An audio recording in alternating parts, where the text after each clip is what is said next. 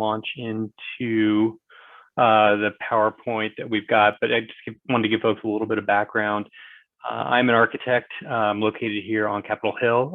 I've lived on Capitol Hill since 2005, and I really appreciate the opportunities that CHRS has given me in terms of some of the community expos that we've participated in.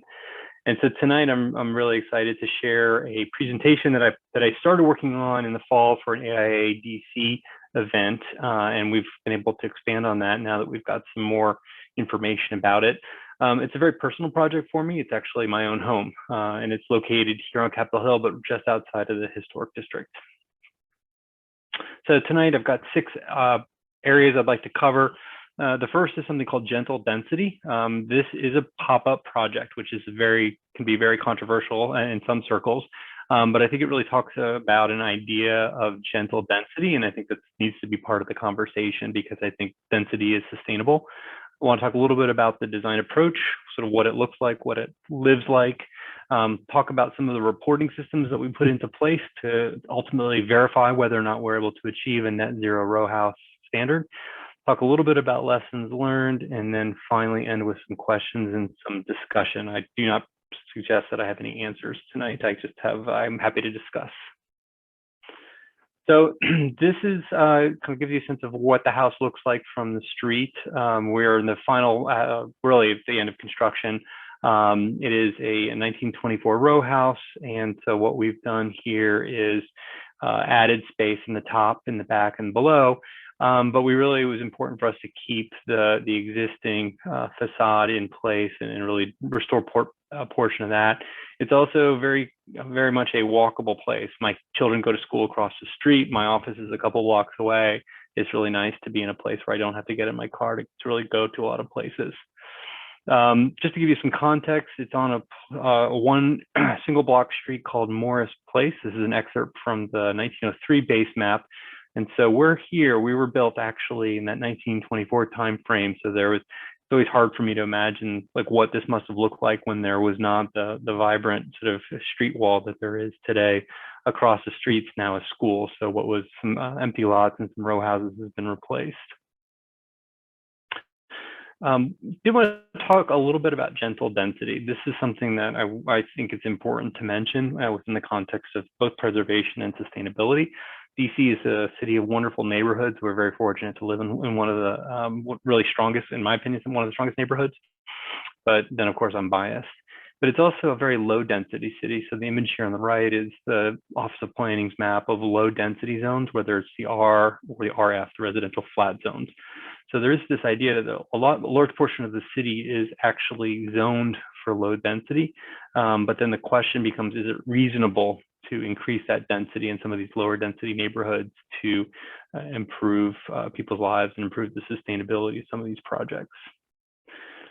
Our practice really focuses on a range of projects that can be, that a group came in and termed missing middle. And so the idea is that on one end of the spectrum, you have a single family house. On the other end of the spectrum, you have this mid-rise, and that historically in the US, there was this incredible diversity of different housing types, whether it be a duplex or a bungalow court or live work. And so we sort of mapped this against the some of the zones here in the district. And really what we're focusing on the discussion today is the RF1, and that really gives you the opportunity to put 2 dwelling units on a single record lot. Oops. So we have a couple different strategies that we use when we're working in the RF1 zone. They tend to be fairly intensive. This is one that's similar to what we did, where we maintain the front facade, we maintain the party walls, but we typically build on them. Oftentimes we replace the floor systems, which allows us more flexibility. In this case, we've actually added on some more space above.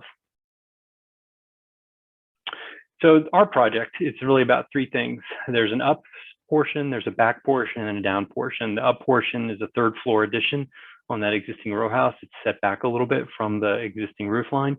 We did a rear addition that gave us a little bit more space in the house. The 3rd floor gave us more bedrooms, and then we also went down, which is a fairly common approach. And by going down, it really allows us to increase the density by providing that accessory dwelling unit. And it's also, quite frankly, necessary to support the economics of this project. So I also want to talk a little bit about some of the challenges in working in our lot line neighborhoods. There are a number of issues that we need to be cognizant of: snowdrift, chimney extensions, solar panels, fences, property lines. All of these are really important, and so one of our kind of aspects that we try to live by is really encouraging our clients to engage with neighbors early and get ahead of negotiating access agreements. It really makes life a lot easier when everyone sort of knows what you're up to, and sometimes you need to make concessions to get projects to work. I also wanted to take a little bit of a step back and talk about where we are globally. I don't know if many of you have heard about the Global 2030 Challenge. That's 2030 is not that far away, and the goal is to become carbon neutral by 2030. And so what we're trying to do is get down to an energy performance standard of 70% below the average type for that kind of building. One of the ways in which we measure that is something called the energy use intensity, the EUI, which is, you can sort of think of it as the miles per gallon rating of a building. And so there's a website, Zero tool, that allows you to sort of put in different building types and different locations to generate what that baseline is and then what your target is. So in this case, we're looking at a project located in Washington, D.C. It's multifamily because we have 2 units. The project's about 2,800 square feet. And so when you enter that information into the website, it gives you sort of what is the first column here, the baseline. So the energy use indicator, or I'm sorry, energy use intensity here, and then what you're targeting. So the energy use intensity is the kBTU per square foot per year. So it's measuring the energy that you're using on site. They also have a separate measure for source energy for how much the energy you're obtaining from off-site needs, where that metric also needs to be. The other thing to take into consideration is where we are going as a city. So Sustainable DC is a plan that was now in version 2.0. And it's really, think of it as a comprehensive plan for how we would achieve some of the broader sustainability goals in the city. It's a pretty interesting document. It covers a lot of different areas, but we're really focused on the building portion of it. And so one of the building targets is to get to this net zero energy standard with 100% of new projects. What that means is that net zero design, net zero buildings are not just sort of an idea, an aspiration. They're going to be part of the upcoming building code cycle. Certainly for new construction, I think there's a little bit more of a question as to how that's going to work with existing building and renovations to existing buildings. But the future is net zero, and it's going to be codified in the building code. It's not going to be an option. It's not going to be an aspiration. At the end of the day, what this means is we really just need to make better buildings. This is an excerpt from Philadelphia Passive House project that really talks about some of those strategies that you can employ in a row house to improve your energy efficiency. So things like high performance windows, looking at really super insulating buildings, eliminating thermal bridging, testing that with a blower door test to verify the tightness of the envelope. But when you do tighten up the construction, you need to take into consideration outside air and ventilation. And so there's a whole other subset of thought given to heat recovery and maintaining humidity levels. And so where that leads us is, what is net zero?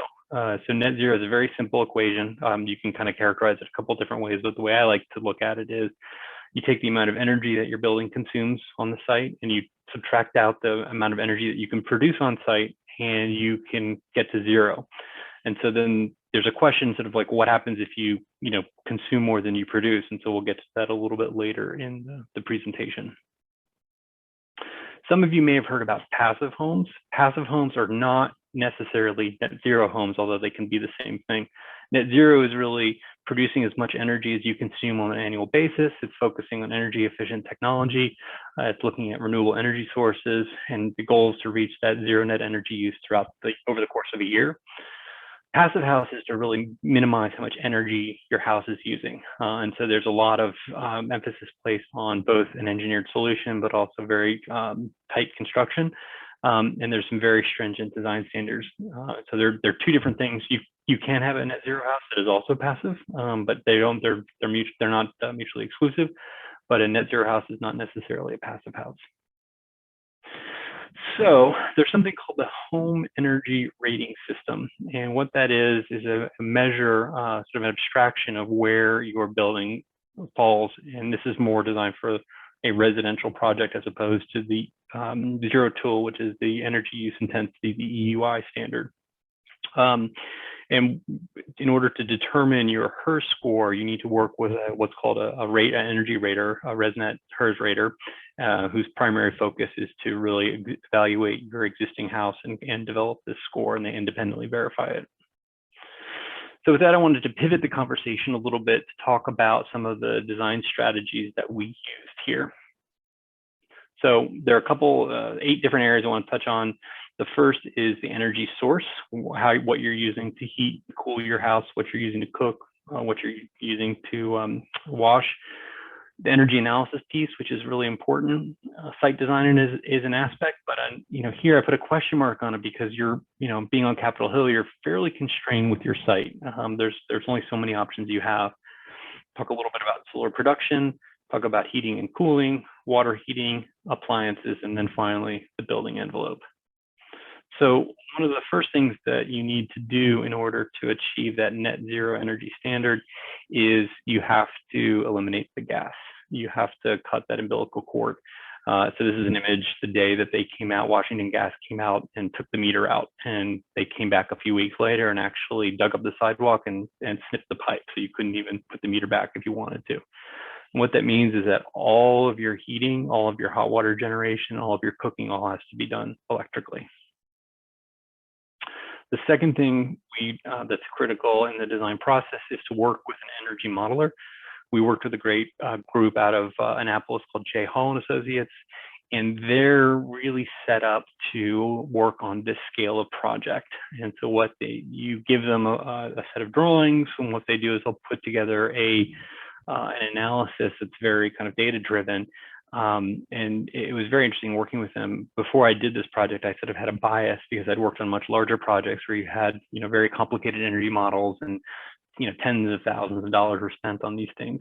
But they've been able to come up with a pretty cost-effective way to do it. But what's really interesting about what they do is they look at the baseline, and then they actually start to look at individual elements and then what they, the impact that they would have. So what you're seeing here is these are some of the different measures that you can incorporate.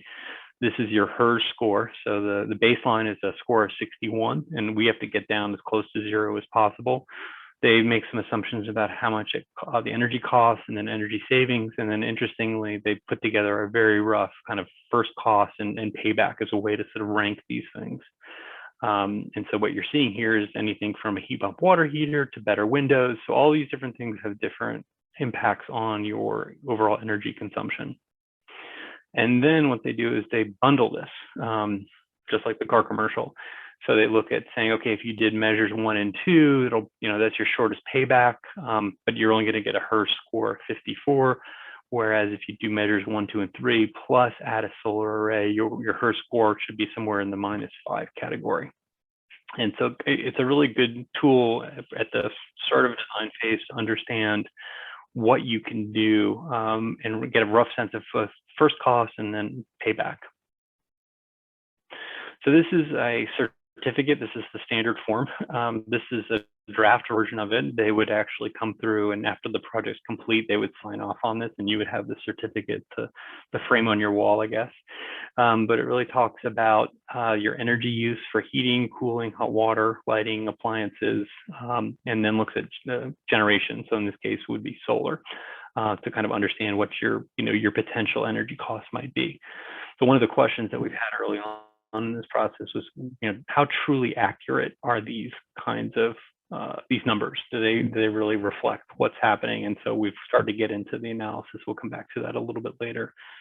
But you're seeing, a summary of what's in the house. And so here you're seeing the townhouse. You're seeing the conditioned floor area, heating and cooling, some of the values, the targeted values that you need to hit, and really speak to what needs to be in the house. And so they would come through at the conclusion of the project and say, yes, your ventilation or your house tightness was 1400 CFM, which translates into a 3.5 ACH or whatever the case may be to kind of when they do the final sign off. So this is just taking that home features piece and blowing it up a little bit more. So you're seeing, you know, some aggressive but not overly aggressive values for heating and cooling, a 9.5 HSPF and a 17 SEER. They put a lot of emphasis on the water heater. House tightness is a measure of how much air is coming in around your windows and your doors. So the target is about 1,000 CFM, or translates to a 3.0 ACH, which is essentially applying about a 25-mile-an-hour wind to your house and how much air is sort of seeping in. And we'll get back to that, some more detail on that in a minute. One of the other things that they do is kind of give you a sense as to where all of your energy is going. And so here, the thing that jumps out at me and probably all of you is just how much the lighting and appliance load is compared to heating and cooling, right? It's almost double of that. So it's relatively easy to understand the loads for heating and cooling and even your water heater. What's a little bit more, the way the code works is that it really says there are some very conservative prescriptive values because they assume that you're not going to be able to monitor every single plug load. And so what you need to do is when you model it, there's a that fairly conservative value. The other thing they look at in the analysis is sort of where you're heating and what's driving your heating and cooling loads. So whether it's above grade walls or infiltration or slabs or roofs. And so the big things that are jumping out are, you know, from the heating, which is green, and the cooling, which is blue, that there's a tremendous amount of energy being used where you've got your walls and then around windows and doors. You're seeing infiltration and ventilation around. So windows and doors actually would be here, but this is, you know, sort of other penetrations in your envelope, and then your internal loads. So the big thing that again jumps out is just how much energy is coming in through, or how much energy is being lost, I should say, through the above grade walls, the ventilation systems you have in place, and the relatively low energy that's going through your roof. This assumes that you've got a, you know, the R49, a fairly robust roof assembly in place. So in terms of those costs, you know, again, you're seeing that the above grade infiltration, above grade walls representing a significant portion of it. So to kind of skip ahead a little bit, if you looked at the upgrades by payback, what jumps to the top of the list are some relatively simple things like what's called a heat pump water heater, using an Energy Star clothes washer. Going to higher efficiency equipment. So in this case, going from a SEER 17 gets you to a certain level, and then a SEER 20 gets you to an even higher level. And then envelope leakage, sort of how leaky your house is, how drafty your house is. And so getting down to a 2.0 ACH, which I have to say is a very aggressive goal that we, as of yet, we've not been able to get down to that tight of construction. I think one of the things that was really interesting to us was how better windows and putting in an energy recovery ventilation system or heat recovery ventilation system were actually, they had tremendously long, they would actually never pay for themselves. However, there are other benefits to having higher quality windows and having a ventilation system. So we went with the bundle that we selected here, which had a projected HERS score of -5, included that heat pump water heater, and included Energy Star appliances, including like the clothes washer. Went with a relatively high efficiency heating system, tried to do the ACH or a better envelope leakage, and then went with an 8.8 kW solar array. So this is sort of where we started from the design perspective. So we did want to touch a little bit on site design. So this is an aerial photograph of a portion of our square where the house right here. The reality is we only have one kind of orientation. We can't sort of change the shape of the building to accommodate solar. So it's really the luck of the draw. And by having that north-south exposure gave us, probably the optimal solar profile for panels. And you can see many of our neighbors, both on our side of the street and then also on F Street, have incorporated solar into their homes as well. So one of the things that, one of the design aspects is the solar production. So I'm sure everyone's been inundated with flyers and has seen solar panels. I'm sure many of you already have solar panels. So the solar panel subcontractors will provide you with an analysis, or should provide you with an analysis of ultimately how much, what the system size is and how much that would produce in a year, and then also kind of look at a production versus consumption. So what you're seeing is this is sort of their interpretation of The yellow being how much energy you're producing. So obviously it goes up in the summertime. We got longer longer hours of daylight, higher sun angles. And then the green bars here are sort of a very rough abstraction of your energy usage. And so there's a big jump in the June, July, August in DC when your air conditioner turns on and just how much energy that's using. So if you recall, the bundle that we selected had a 8.8 kW array, which is the amount of power that it produces. What we ended up getting was an array that produced a little bit less than that. So we were at about 7.96 kW. We went with a panel that produced 350 watts per panel with a projected yield of about 10 kW per year. So the other aspect to this is the heating and cooling systems. And so, because we had to give up the gas connection, which we were really at the beginning of this kind of loath to do, having had radiators in a home and really enjoyed radiant heat or hydronic heat, you need to look at an all-electric system. And so there's something called a manual J calculation that's used to determine the load. So in this case, we had a heating load of about 33 MBTUs and a cooling load of about a little less than 3 tons.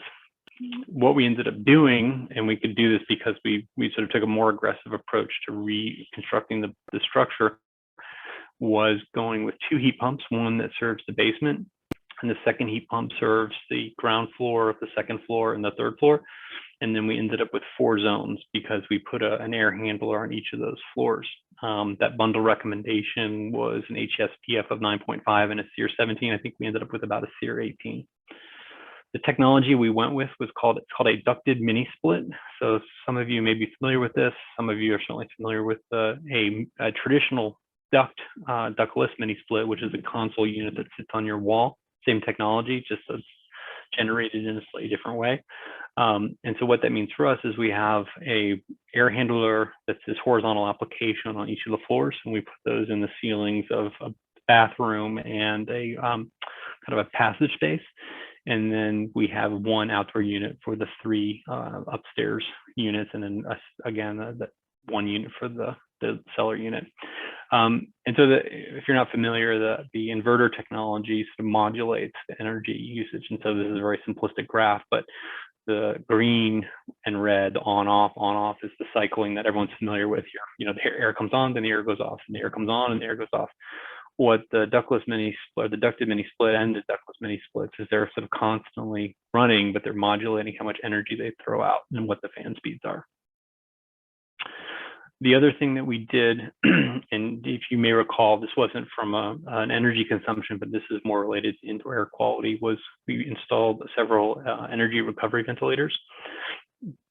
And so the key thing here is that they transfer both heat and humidity. And so it's looks like an oversized bathroom exhaust fan that sits in the ceiling and it pulls in outside air. There's an enthalpy wheel inside that transfers energy from the cooling to the heating or heating to the cooling. And so these, there's 3 of them, 2 of them in the upstairs unit, and they're constantly on, bringing in fresh air. And it's really interesting because before we sort of transferred them over to 24/7 operation, you could really kind of tell when you walked in the house whether, what the air quality was. It definitely, when you turn that on, ran it for an hour or 2, it definitely had a much, the subjective indoor air quality was significantly better.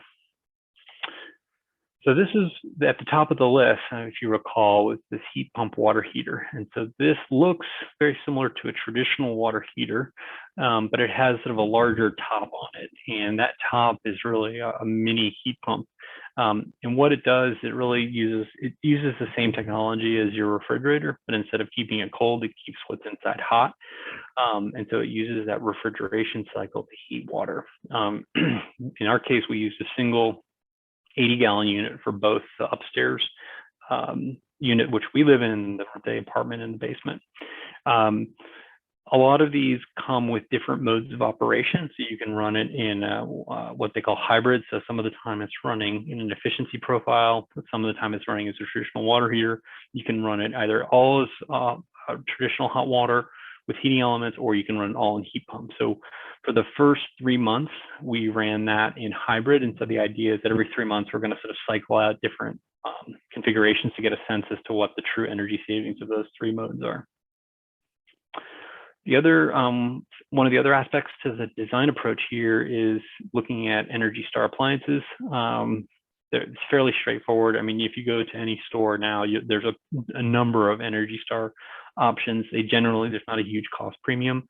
So things like washers, dryers, dishwashers, refrigerators. And so the EPA has a pretty good website if you're looking, if you're curious about the one that you have now or one that you're potentially buying, but it's, the blue Energy Star label is pretty ubiquitous. But that's a key part of this. So this envelope air leakage is another aspect to this. What you're seeing here in the image on the right-hand side is the test assembly for a blower door test. And so what that means is you have someone who's qualified to do this work, comes out and they open up your front door and they put this red vinyl curtain in, and then they have a large fan. And what they do is they depressurize the house. They pull air out through that fan to simulate that 25-mile-an-hour wind condition. And so it's pretty amazing. It's very perceptible where you've got air coming in. And they run that test for a while and it gives them a value. And then they divide that value by the cubic area of the house to come up with the ACH requirements. So the 2013, 2012 energy codes required 5 air changes per hour. The bundle recommendation, if you recall, was looking to do a 2 ACH. I will say we're still troubleshooting. This is a part of the project that has sort of frustrated us a little bit more than we were hoping. Right now we're at about a 5, so we're not anywhere near that 2. And we consider it fairly tight construction. So in our case, we have, and a large part of it is because we have party walls. It's really, really difficult to prevent air from leaking through those party walls. So in our case, we had a design strategy of using what's called a zip system, which is the plywood with a green coating on it. All those joints are taped, and so that helps to prevent air from coming in at the joints. We also went with a closed spray foam insulation on the roof, and we went with an additional layer of open cell spray foam on the walls, again, to improve the air sealing. I would say, having lived in the house during the cooling or the heating season this winter, it was an extremely comfortable house to live in. That was probably the greatest surprise, was just how comfortable it was with a heat pump with forced air. But the challenge has been this, the air getting down to the ACH where we want it to be. There is a product called AeroSeal, which it works really well in a detached home, and it's a technology where they actually pressurize a house with material. That material sort of naturally seeks all of the places it can get out, and then eventually seals that up. So if you can imagine doing that to a row house where you have a leaky brick wall, if your neighbors would also be sort of smoked out as a part of that operation. So that's not really something that we can do with row houses here in DC. So I think that's one of our lessons learned. We'll get to that later, is just how important it is to be very cognizant of what the party wall, how much leakage you get through there. Insulation, we didn't, the insulation package that we selected wasn't something that was over the top. R49 is the code minimum. We did that through a closed cell spray foam application. Our walls, we did a little bit differently. We have to come up with an R21, and so the way we did that is we sprayed 1 inch of closed cell air to provide that air seal, and then we did an R15 fiberglass bat. Below grade, we did the same thing where you have that. We used that 1 inch closed cell barrier, and then we also used the bat insulation in the wall. So windows, we have a fairly standard window package. We ended up going with a clad product. The code has got some pretty aggressive requirements already, and our actual values for those were quite a bit lower. We worked with a company that's based in Canada, and they just do sort of higher quality windows that have better energy performance. So one of the questions that we weren't able to answer the last time we did this talk, but we've started looking at now, is really like, what is the premium for doing this? And so we kind of went through and looked at the base cost, and then we looked at, what we consider the upgrade. So looking at like the photovoltaic panel, there was no base cost, right? We wouldn't have done it otherwise. And so there was a direct line item add to the project of about $24,000, $25,000. There are options to lease panels, and in this case, we decided to make the investment in the panel. Heating and cooling, we estimated that sort of a basic system probably would have been about $40,000. We ended up, the system ended up costing about $74,000, so pretty significant add there. What we don't really know right now is that there's an extreme volatility in the construction material and labor market. So whether that was, how much of that sort of upgrade piece was related to the market conditions or truly the system that we selected is something that we're still trying to refine a little bit. The heat pump water heater, you go out and Google an 80-gallon electric tank or electric water heater. It's about almost $1,400. The one that we ended up going with, the original unit was going to be about $2,200. That unit wasn't going to be available until like 2024, so we needed hot water before then. So we ended up with a more expensive unit. So there's a premium there of about $2,200. The energy recovery modules was again an increase of about 38. Energy Star appliances really didn't represent a cost increase because there's so much availability in the marketplace. The insulation we probably spent twice as much money on when we added that 1-inch layer of closed cell as opposed to just doing straight pad in the cavity. Again, windows, we didn't really assign a value to the upgrade piece because we ended up, we went with a good quality window, and there wasn't really an intent to upgrade that portion of it.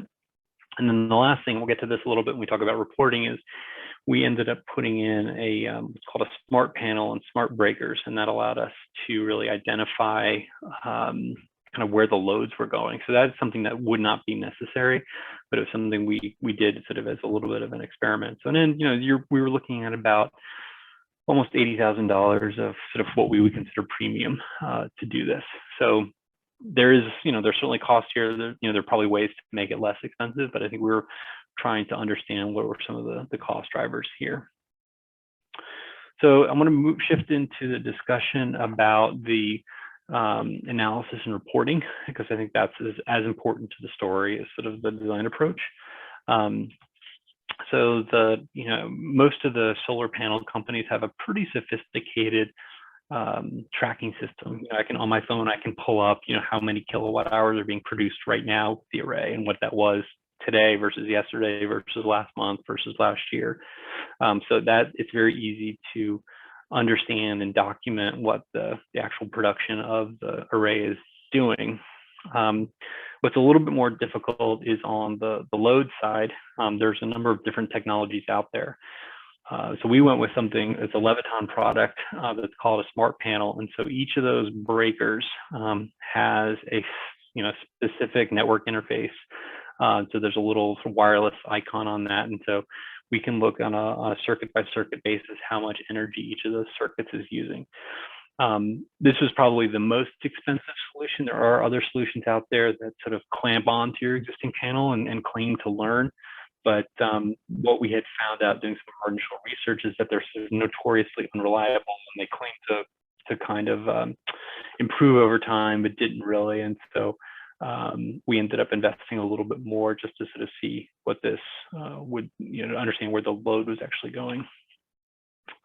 Heat pump water heater, most of them have some kind of a digital interface. They promise these, significant savings, but if you look at that, $600 versus $176 over the course of a year, it's not a tremendous amount when you look at some of your other bills, but every little bit helps.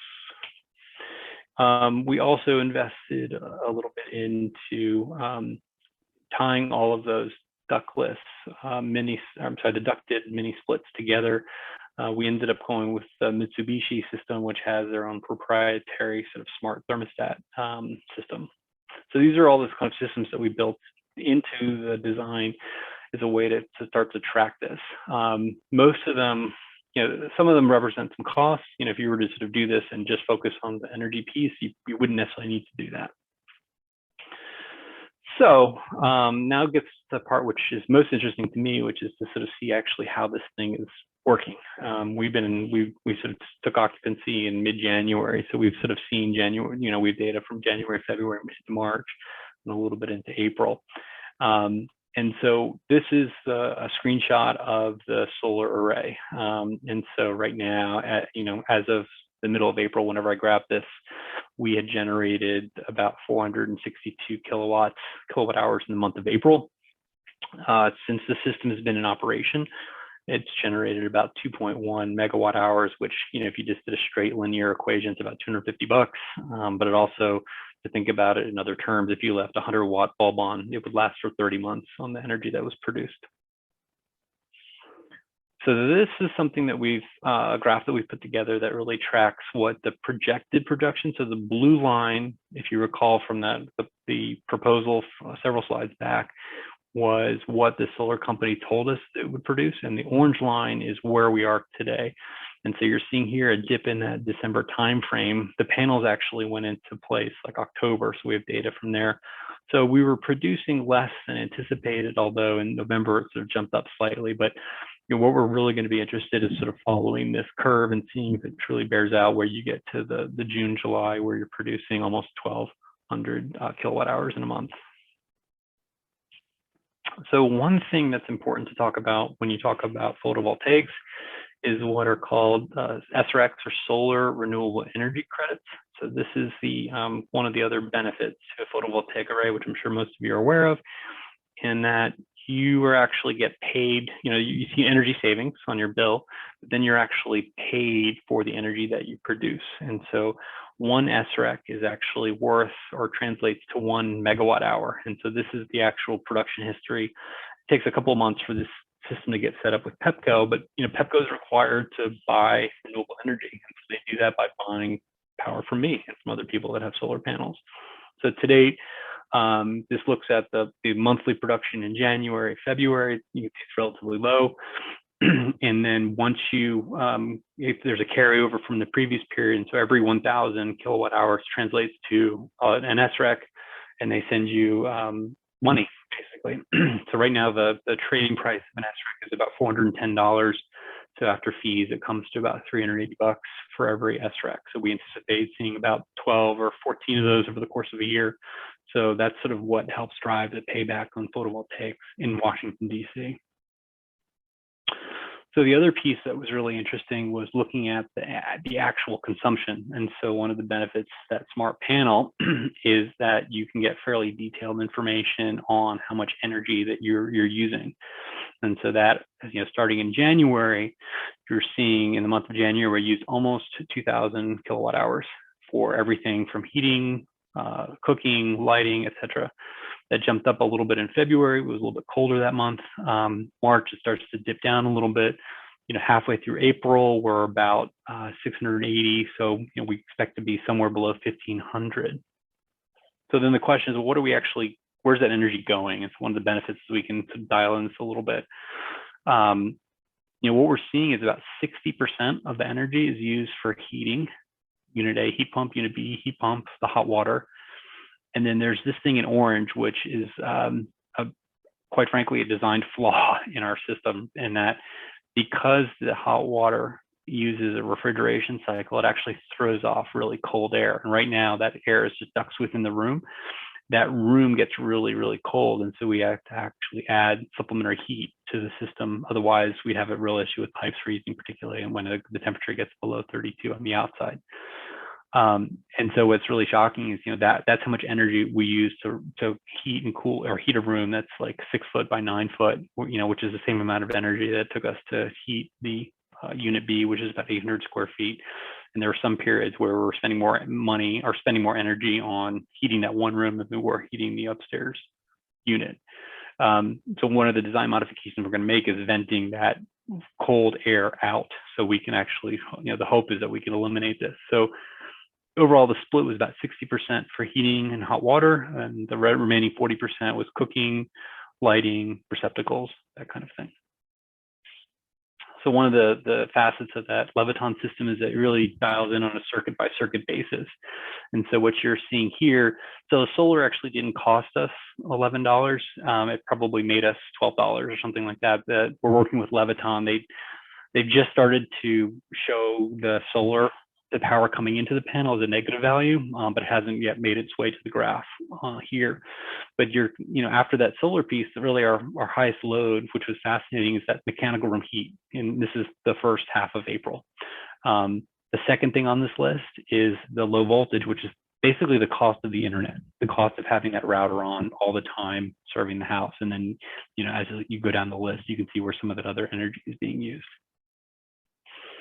So then the question is, we looked at the estimated production, which seemed to be tracking pretty closely. Then the question was like, well, what is the let's look at the estimated consumption. And so what you're seeing here in blue is the projected consumption on a monthly basis. And what you're seeing in orange is the actual that we're seeing in unit A, because the panel is really only tied to unit A. But we've been consistently running, at least twice what the initial projection was. And so we haven't really put in any sort of active conservation measures yet, but it was more of like, let's just run the house, let's see what happens, and we just live there. Normally, we don't make any changes. And what we're seeing is about double the energy usage that we're projecting. So obviously, you have to take it with a grain of salt. They're trying to sell you solar panels. They're trying to show that it all nets out. But the reality is that we're seeing far more energy consumption than what was originally proposed. So then the big question is, are we net zero? And the answer is we don't know. You really need to go through an entire year cycle to figure it out. PEPCO, to their credit, has really improved their documentation. So if you have a solar array, you're already familiar with this, but there's a way that sort of tracks your net energy usage. And so what you're seeing here is there was a glorious month in November where we actually were truly net zero, below net zero. We were producing more energy than we were using. What you're seeing up to that point was all the construction loads, so relatively minimal. December, the heating systems came on. We hadn't taken occupancy, but we drifted into the positive, and then you're seeing really that increase in energy usage in January when we took occupancy. I will say January was a little bit of an exception because our painters did not know how to close doors as they were finishing up. But the goal is that the consumption will actually dip below zero, and then in the summer months we'd be running at that negative, but we won't know until we get there. And so here it's looking at it a little bit of a different way of our total production here in green, and then our total consumption in red. So sort of it becomes a way to back check the PEPCO data with our own data from our own sources. And so I think they seem to be tracking and trending in the same way. So how do we get there? So we didn't. Right now, the first 3 months, we don't think we're going to be there. We may not get there by on-site production alone by the end of the year. So then the question is, how do we close that gap? And so part of that is to go out and actually the energy that we do use is to not just accept the default value from PEPCO, but to actually go out and purchase green energy and put a green energy commitment into place. So the pricing on that is about 14.5 cents per kilowatt, I believe. And so right now we're sort of investigating what that's going to mean. So I don't have a good sense as to what the true cost premium is going to be to whatever excess energy that we need, what the cost would be to actually purchase that through green power versus the traditional route. So we're coming up on about 7:15, and I wanted to just touch on a couple of lessons that we've learned throughout this process, and then open up the floor to some questions and discussion. But at the end of the day, this is the future. This is absolutely where our profession needs to go. This is where the world needs to go. The positive things are it's never too early to start, and it's never too late to change. We did not start this off as a net zero project. It was something that we kind of came to at later stages. Having an energy modeler is critical to the process, almost more important than an architect. And having one that can provide you sort of good feedback. It just doesn't give you a document, but can actually walk you through it, what those things mean.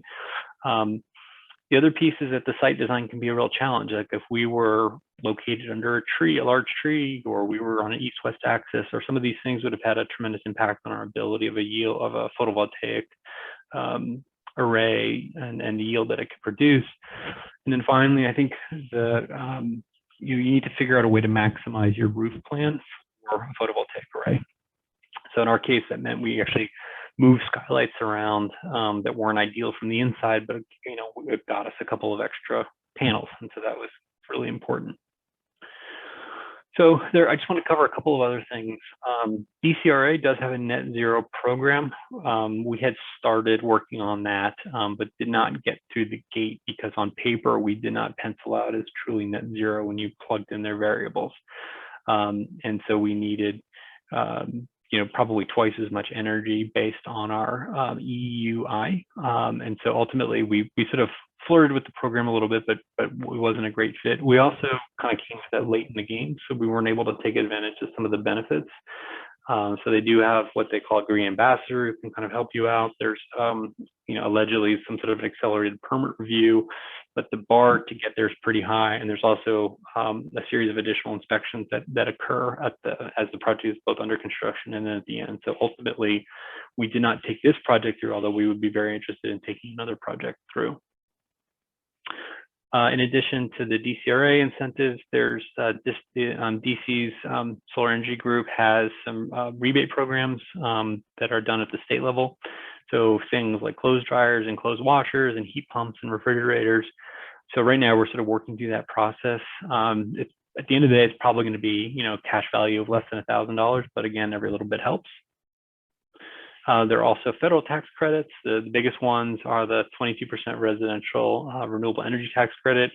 I'm not here to dispense tax advice. So if anyone has any questions, I'd be happy to refer you to our accountant.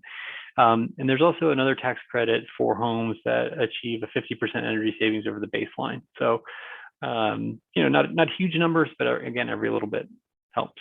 So we're pursuing both of these. And with that, I wanted to kind of come to the conclusion of my presentation. It's about 7:18. One thing, we do maintain an Instagram profile for this project. And I have to say, I've learned as much, if not more, from participating in Instagram. I got turned on to a group here on the Hill called BS and Beer, Building Science and Beer. And I've had a lot of great discussions and learned a tremendous amount. And it was really through that sort of social media presence. So if anyone's interested in learning more, please feel free to follow that. We also maintain a website and Twitter and LinkedIn and that kind of thing. But I just wanted to say thank you so much for the Capitol Hill Restoration Society for inviting me to talk this evening and share with both the process and then what we're starting to learn. And with that, I will stop sharing and open the floor to questions, I guess.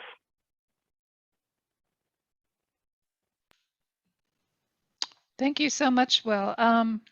This has been great, really, really interesting. I'm just going to read off this question now, or actually it's from Eric Rosenthal. If you want to just unmute yourself and ask it yourself, that might be better than me trying to read it. Sure. Thank you so much for the presentation. It was really fascinating. We've just gone through a major renovation in which everything was gutted and the house was sort of built almost from scratch.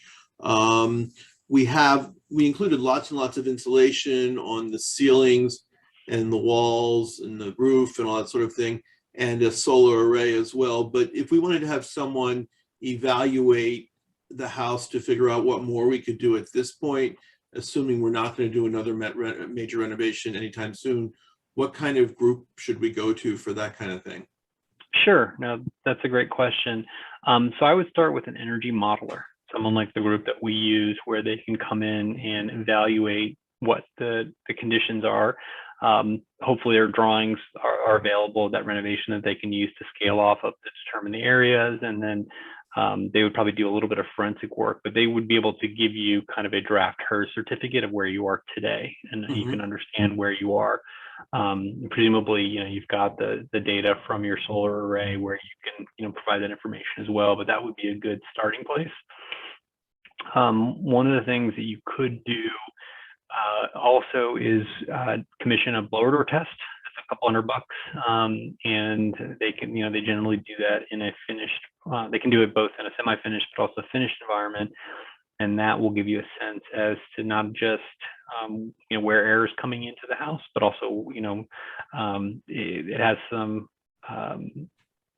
forensic benefits, and you can really help seal up some things. It was just a shock to me where all the air was coming in, and we found a number of areas. So it was actually, I think, at this point, it's become a requirement for building renovations, but it really is very helpful. For the relative cost of what it is, it's incredibly valuable, even in an existing home.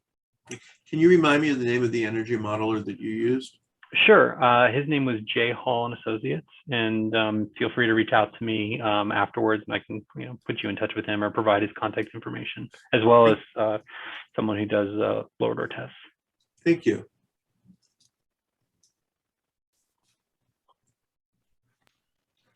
Are there other questions? Feel free to just unmute yourself and ask a question.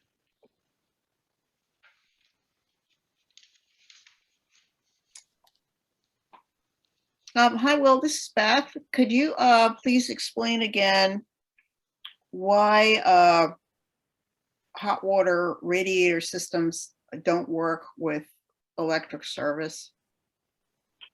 So my understanding is that in order to do a hydronic system, you would need to have, essentially a boiler. And while there are presumably electric boilers out there, most boilers are use gas as a fuel source, and that's sort of the first rule, is that you have to abandon that gas service. And there's some discussion about whether or not you could utilize a kind of a heat pump system. There doesn't seem to be a lot of commercial availability of a product that could replace a boiler with something that was all electric or use a heat pump that I'm aware of. But that there are folks who have sort of engineered solutions to that. But it's an interesting question. The challenge, I think, also is that the hydronic system only provides heating. It doesn't you have to have a separate system for cooling. And so that's one of the challenges there.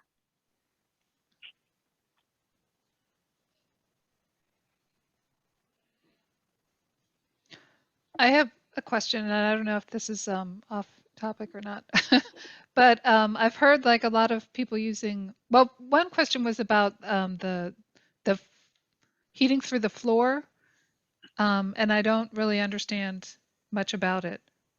Do you know as far as how that works? Sure. So there's a couple different items. So in our case, we used it's a ducted system, so it looks like a traditional air conditioner. We have a vent in the ceiling that produces, where the hot air and the cold air comes from. We do have a underfloor heating system in our bathrooms, where there's a wire that sort of goes in and around underneath the tile that really takes the temperature down and makes it much more comfortable to be in. You can use those systems to heat your entire house, although the electric load is pretty significant. And so if you're going to look at a hydronic floor situation or a hydronic floor solution, you generally want to have, they generally are linked to a gas boiler. If there's a way to sort of utilize an electric heat pump or something to that effect to feed a boiler, that would be an ideal way. But in an all hydronic system, there's a pipe that, there's a loop that's underneath all of your flooring that circulates hot water to help modulate temperature. But again, in our climate zone, humidity is a big issue. And so there's a need to have a supplemental air conditioning system because the hydronic system is only really suitable for heating.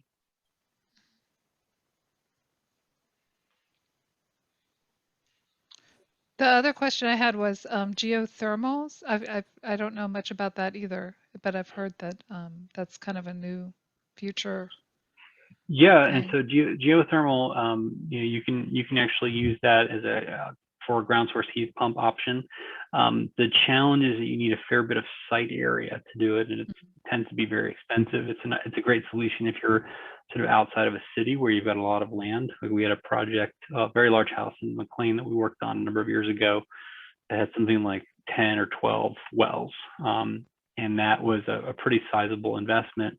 But each one of those was probably $30,000 or $40,000. And so on Capitol Hill, I don't know offhand how many wells like a project like ours would require, but I think that there's just limited space to actually do those wells, and there's a fairly high cost to do that. So moved away from that. Mm-hmm. I have a question. Hi, my name is Portia Strahan. I'm an architect in DC. I'm starting to get, I definitely want to get involved more in this process based on the new projects I have coming in. My question to you is there anything out there that prepares architects almost similar to studying for LEED or becoming Passive House certified that prepares us for the net zero process? Sure, no, that's a great question. So I think speaking from past experience, it's been a lot of on-the-job training. There's a lot of resources out there. There's a lot of groups, and the internet is truly magical when it comes to sort of researching a lot of these things. I think both LEED and Passive House certification are certainly relevant for learning about general sustainability practices. But I think it's also kind of working with folks who, quite frankly, know more than you do. So, working with an energy modeler who's able to not just provide the results, but can actually kind of walk you through like what you need to do and what these things mean, and give you really good pragmatic advice, particularly to a fellow design professional, is extremely helpful. And I think that there's also a number of sort of tools out there. And then, that the BS and Beer group that I spoke with is something too, where I, learned a tremendous amount by participating in some of those conversations. Okay. Thank you. And then I actually had a follow-up question. When you mentioned the mechanical room that was over, it was getting too hot. Is it mainly getting too hot and cold? Or is it just the heat that's the issue? It's just really, really cold. It's like walking into a walk-in freezer, which is, wow. Given that's where the incoming water service valves are and the piping manifold, it's really not an ideal situation. So I did not. This is the first heat pump water heater that we've installed. There is an option to vent that to the exterior, so that's what we're in the process of doing, because otherwise the room is just too cold, and then we're using, quite frankly, way too much energy to heat up something that's already cooling down. So it's quite silly the way that it's set up right now, but that's purely a trial and error, and I'm glad that it's a personal problem for me, not a professional one. Okay. And when you're venting it out, it's just like a pipe, almost like a pipe vent. Just like a dryer vent, something, okay, got it. 4-inch or 6-inch, like a kitchen exhaust or something to that effect. So you have to be cognizant of where you're venting that out, and then you're also there's a balancing aspect. You need to kind of understand where the air is coming in, but it's something that sort of in the it's in the guidelines about the room size. We're just at the limit of the room size, but I think we did not understand how important that truly is to the whole cycle. Yeah, I think that's a good learning lesson. I wouldn't have thought that would happen as a result. It's, we talked about this at length, not to sort of dwell on the heat pump water heater, but it really popped up at the top of the list. But the reality is it's actually pretty difficult to do in a Capitol Hill row house.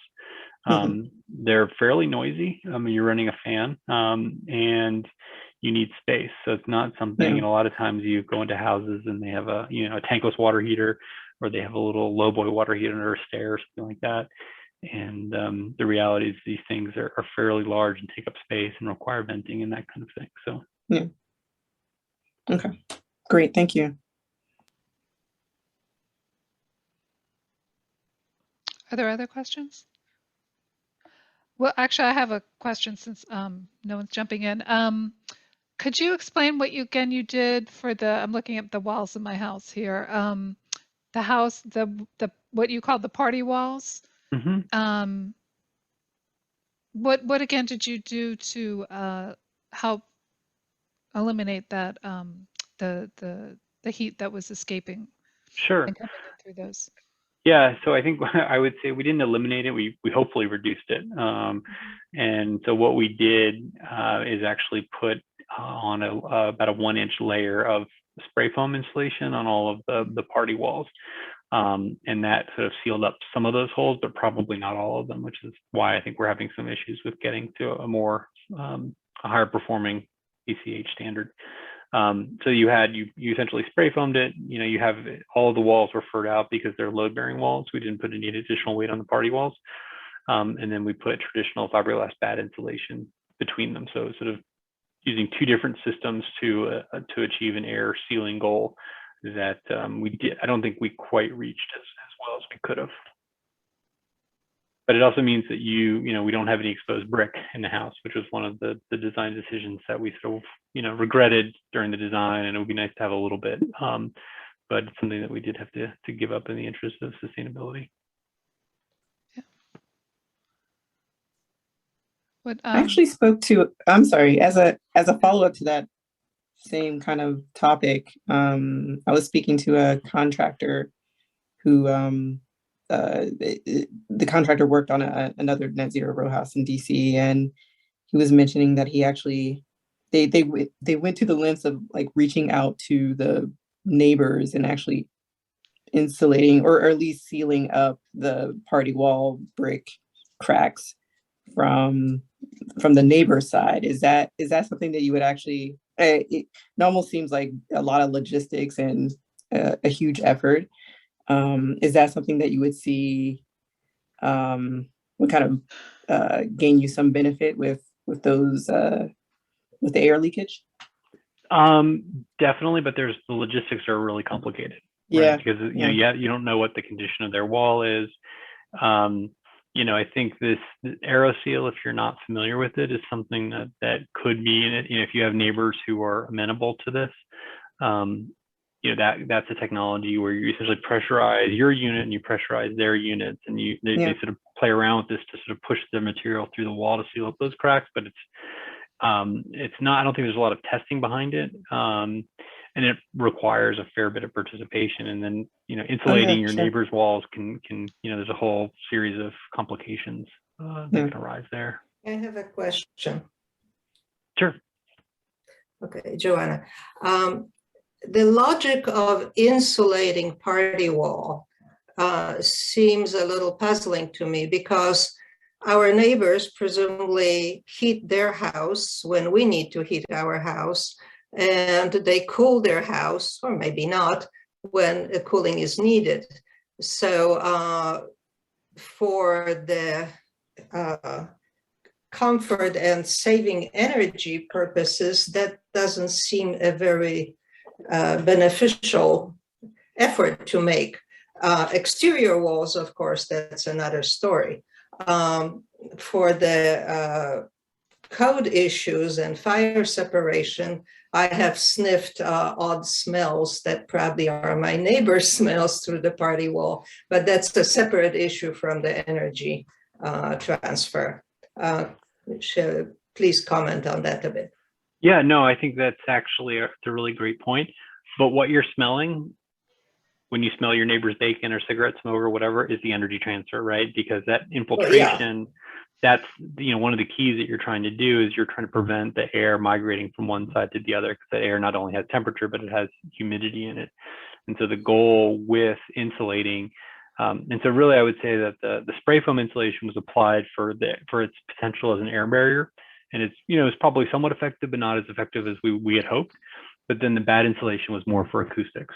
And so, generally, we have, with regard to that, it's very, very, I say very quiet. I mean, we don't ever hear the neighbors, but so it's really twofold. But from an energy perspective, the key is to really reduce the air migration from one unit to the other, because that's with the delta T being.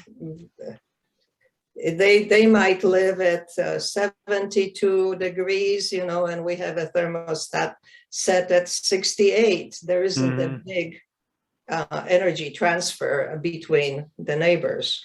True, but there's certainly conditions where that delta T can be greater, but you also have unconditioned roofs on, particularly where a lot of times the way the roofs are framed is they're all sort of built the same way, right? And so the king beams come in, they sit in a pocket that's very loosely insulated.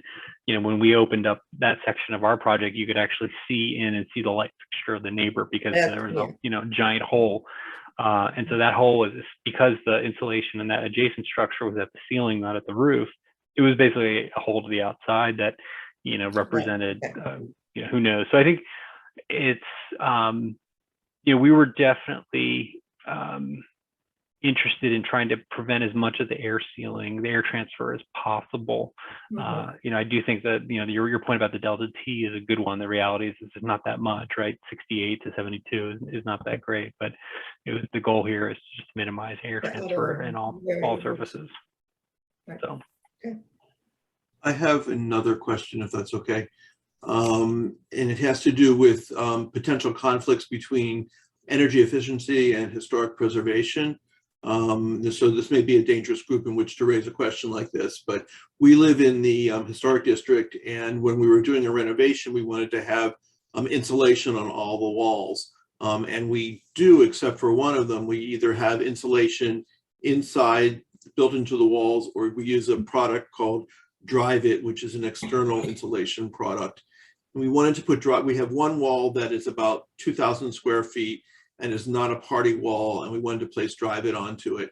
And the historic preservation worker from the city said we couldn't do it, and they wouldn't allow us to make any changes whatsoever, even though the Drive It could be made to look exactly as the wall currently does.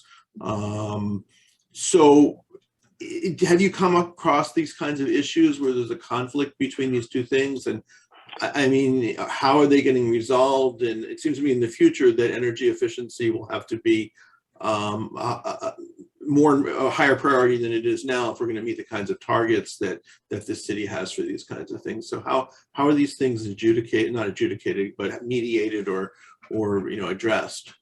Sure. No, that's a great question. And I think fundamentally the answer is balance. I think you need to sort of look at all sides and understand the concerns from both the sustainable perspective and from the energy efficiency perspective.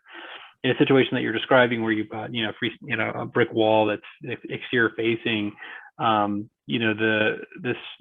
our design approach would be to insulate that from the inside. And insulate that through either kind of a system similar to what we did at this project, or we've got some other assemblies that we're working with. But you transfer that insulation to the interior.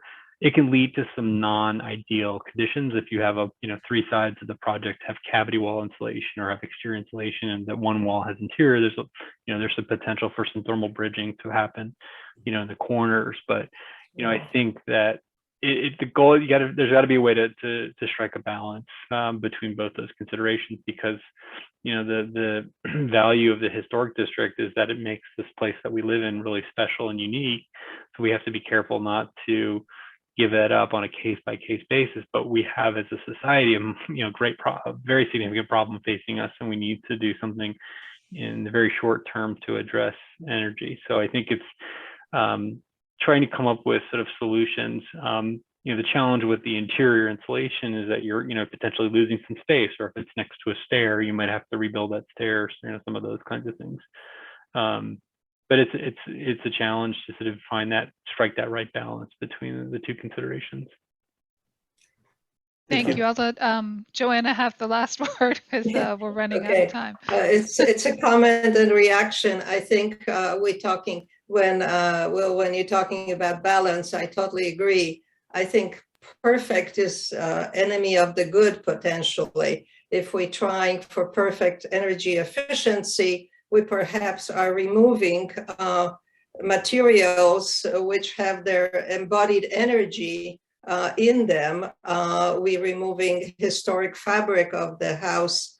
Now we're not allowed to do it on the outside, but maybe we're removing those perfectly good stairs to add insulation on inside. So the balance and is the important, I think, aspect to approach renovations in our historic district. Thank you so much. I thought that was a really good summation of both you, Joanna, and Will. So thank you. And we really appreciate this. Really super interesting. And thank you for your time. And thank you, everybody, for joining us. This has been fascinating. Great. So it will be available on our website, the recording. And then also remember to buy your tickets to visit all the houses during the house tour. That's right. May 7th and 8th. So thank you all. Thank you. Bye. Thank you. Wonderful. Have a great evening. Bye-bye.